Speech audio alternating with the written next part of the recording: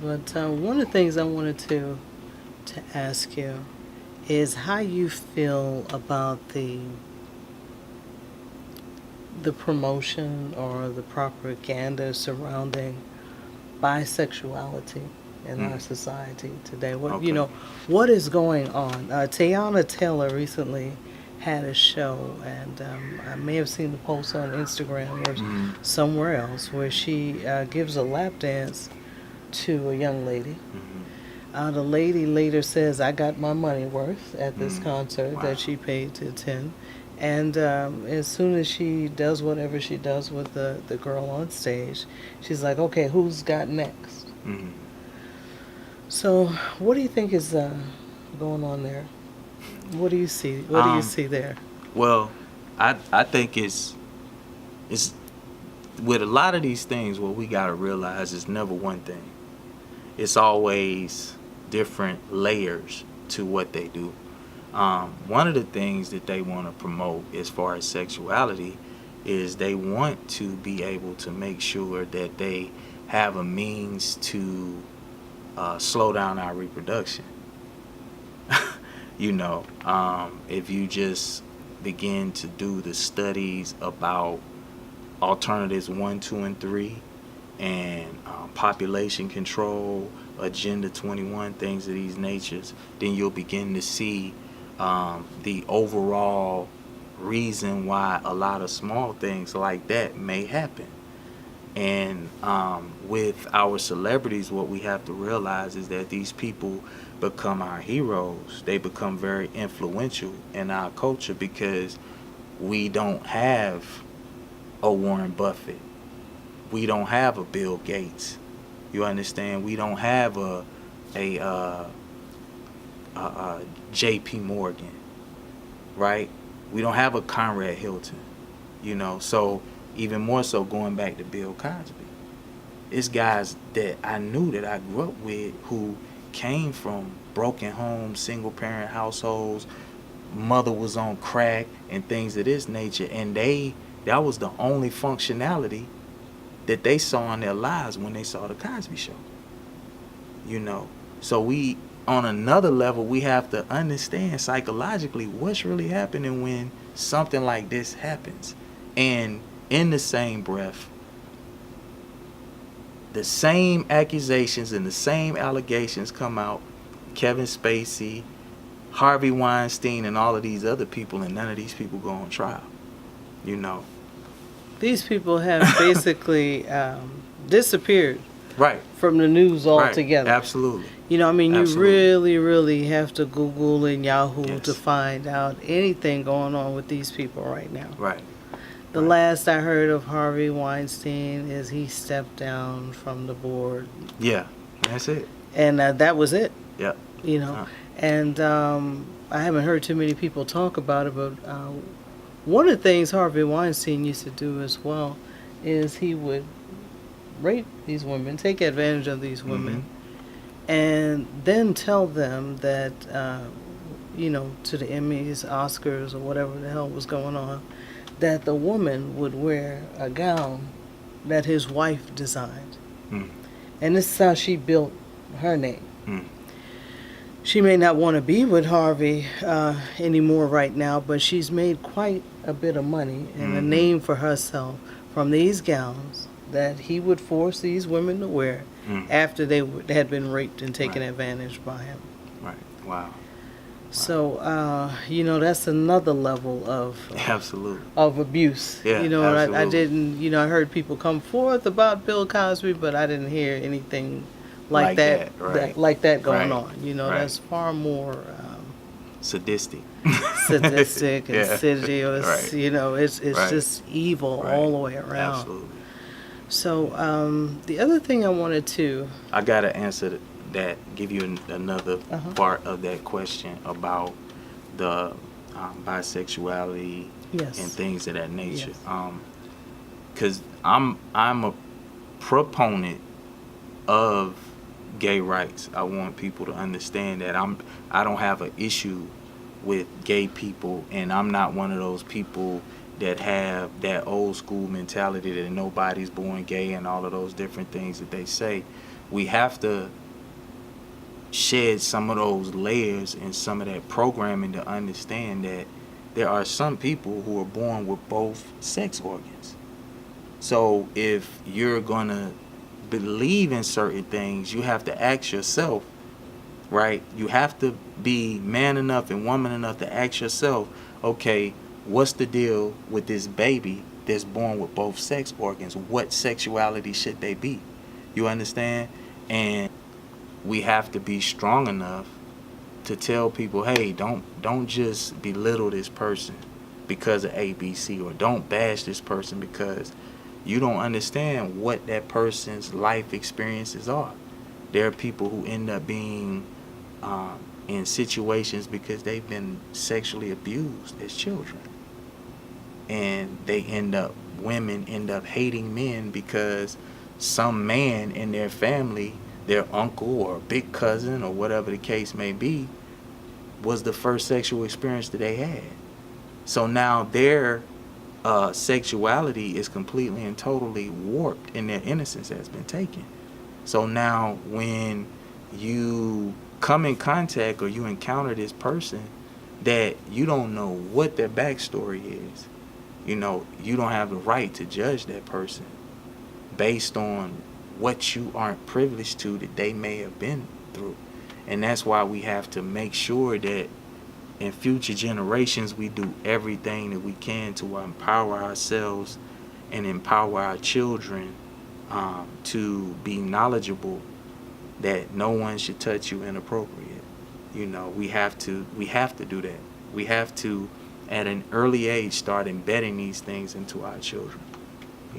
So I had to say that because I got daughters that I'm raising, and from the time that my oldest child, Ariel, was a baby, myself and her mother, that was one of the things that we wanted to embed in them as little girls. And I've never even allowed another man to change my daughter's diaper. That's how serious I am about it. So my own father couldn't change my daughter's diaper. That's how adamant I am about protecting my children.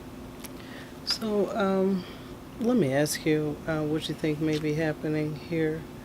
I noticed in the news the other day they mentioned another school teacher having a inappropriate relationship with a student in the high school. The boy was 15, she was 28 years old. Some of the people on the radio, the hosts, they make fun and light of these situations. Right. Oh, wow, where was this teacher when I was 15 years old? Right. But what do you think is happening there, even with the Catholic Church and the priests that are have been taking advantage of the children for years? That is something happening in the sense that people feel like they can open up and talk right now about these crimes that have been committed against them. So I got a two-part answer to that. Okay, those are kind of two questions anyway. So first I'll answer the question about the Catholic Church. The Catholic Church has its own sovereign government. So in the world we have 3 nation states, which is something called a city in Great Britain, which is the financial district, which is where the Queen is. Right. Mm-hmm. They control the money. You have Washington, D.C., which is a nation state, right? It controls the militaries of the world. And then you have the Vatican that controls the religions of the world. So the 3 monotheistic religions basically are controlled by the Vatican, no matter what people want to believe. Right. All right. So now when we get into the real deal with the Catholic Church and why it's so important for us to understand the history behind the Catholic Church, in this book I explain that Christopher Columbus was given credit for being the person that discovered America, and the word Christopher Columbus truthfully means to come bearing Christ. Christopher Columbus is not his real name. His real name was Cristobal Colon. So he was sent here by Queen Isabella of Spain as a part of the Spanish Acquisition. I'm sorry, the Inquisition. Right. And the whole purpose of the Spanish Inquisition was to come to the Americas and subjugate the Native Americans and put them under rule of the Catholic Church. We have to understand that the Crusades were about conquering and dominating other lands. So in the book I also explained that when you see the Knights of the Crusade and they have the cross on their armor, that's because the cross is a sword. It's an upside down sword. And sword is the sacred word, the S word.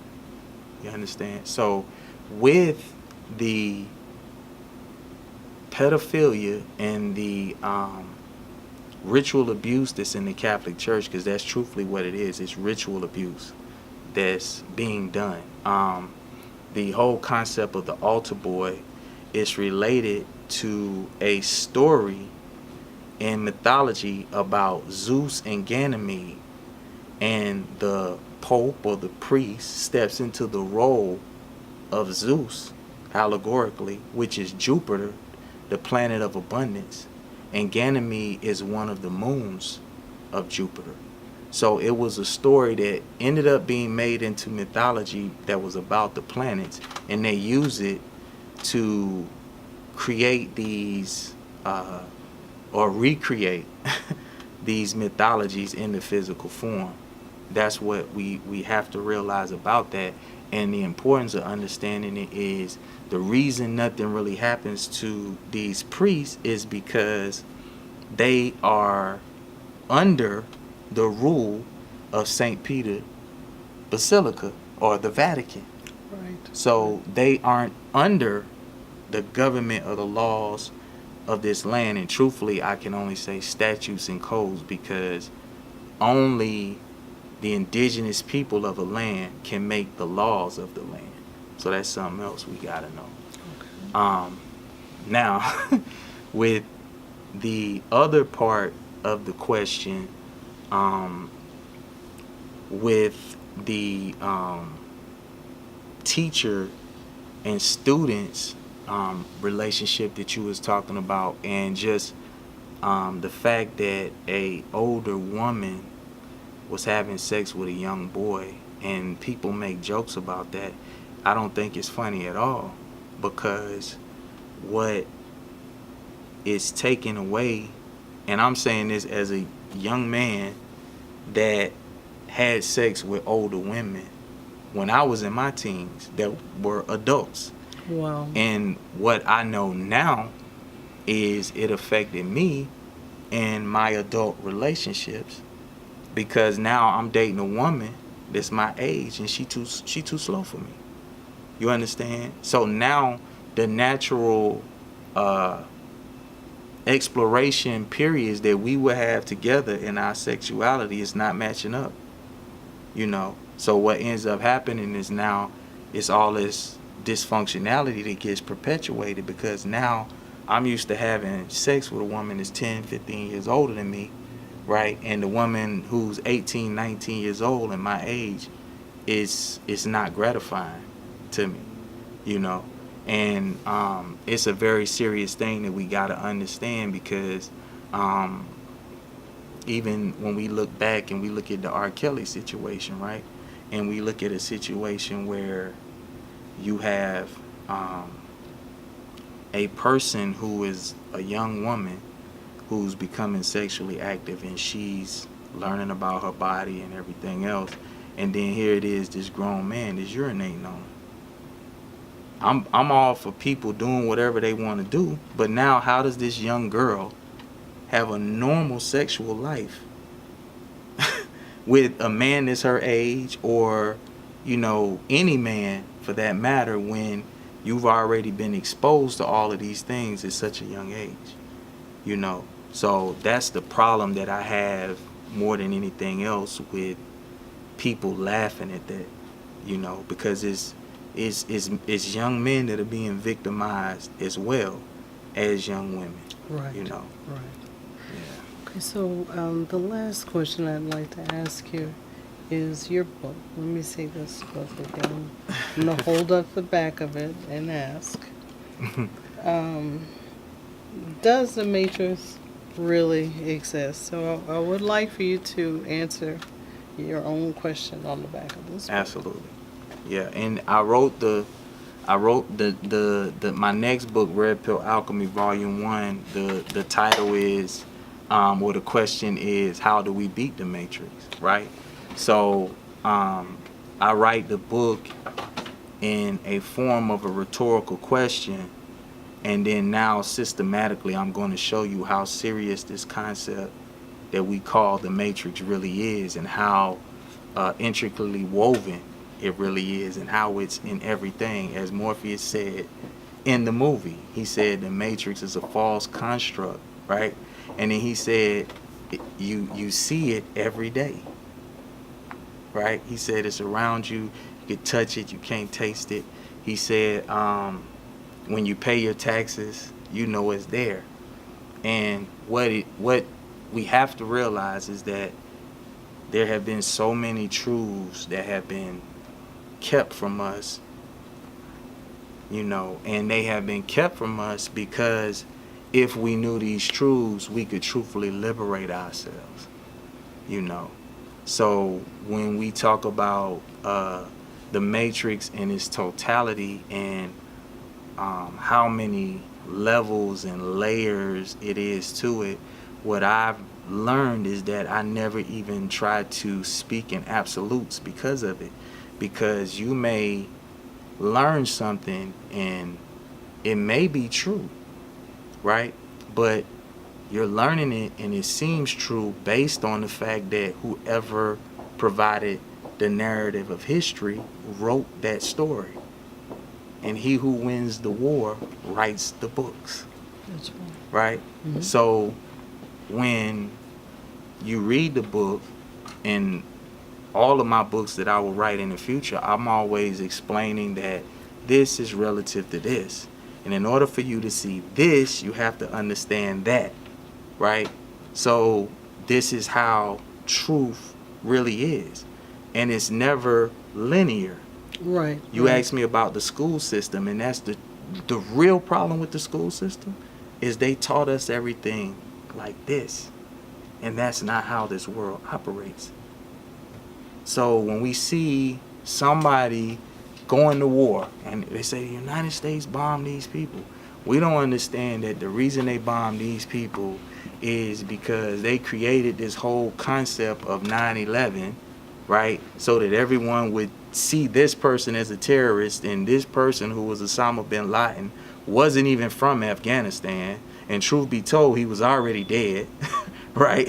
And the end result was the United States needed to get into Afghanistan to get that opium. Yeah, when we hear about something, we're hearing about what took place right then and there. Right. We're not hearing about the things that led up Right. to that event actually Right. taking place. Right. And then if we were hearing about the events that led up to it, then, you know, you got to ask, well, how far back do you want to go? Exactly. Because this has been around since the beginning of Absolutely. time. This is the Absolutely. beginning of time. Absolutely. It's very interesting. It's very interesting. So we want to thank this brother for sharing this Thank you time for with having me. us. Thank you for having This me. book is available on Amazon.com, yes. Amazon.com. Supreme Science. The brother's name is Dewayne Hendrix. That's spelled Dewayne, and Hendrix, Hendrix. I want to let you know also that this interview was conducted at the Dock Bookstore in Fort Worth. You come by and support this bookstore. They even have space here that you can rent out if you would like to have an event here. When I came here, the mosque was here.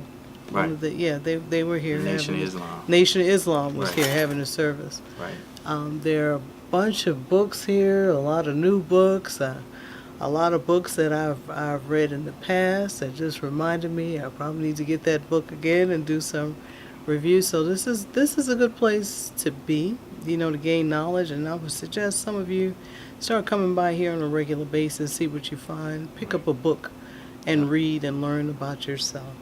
They also got clothing, incense, jewelry. Oh yes, yes. All kinds of novelty, Yes. shea butter, all that good Yes, stuff. yes. Oils. Yes, Yeah, so yes, definitely, definitely. Okay, thank you. thank you.